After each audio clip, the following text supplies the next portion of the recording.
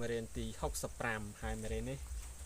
រៀនភាសារ៉េតដោយខ្លួនឯងរៀងស្រួលដែរតែនេះខានតែប្រយោគការស្ដាប់និងការអាន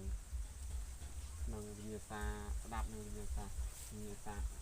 អានក្នុង5ពាក្យនេះមិនមែនមានតែប៉ុណ្ណឹងច្រើននេះលើកយកមកតែ6ពាក្យទេ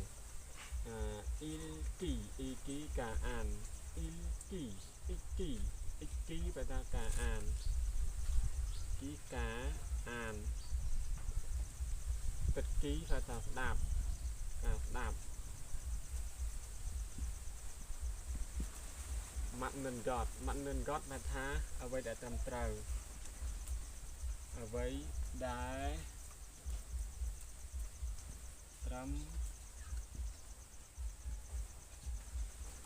ីដែលត្រឹមត្រូវហើយខូរីស៊ីបសូមជ្រើសរើស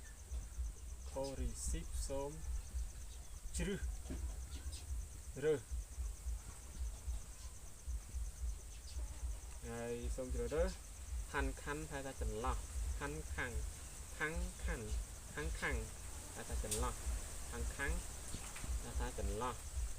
ចូលជីផាន់ស្លាកសញ្ញា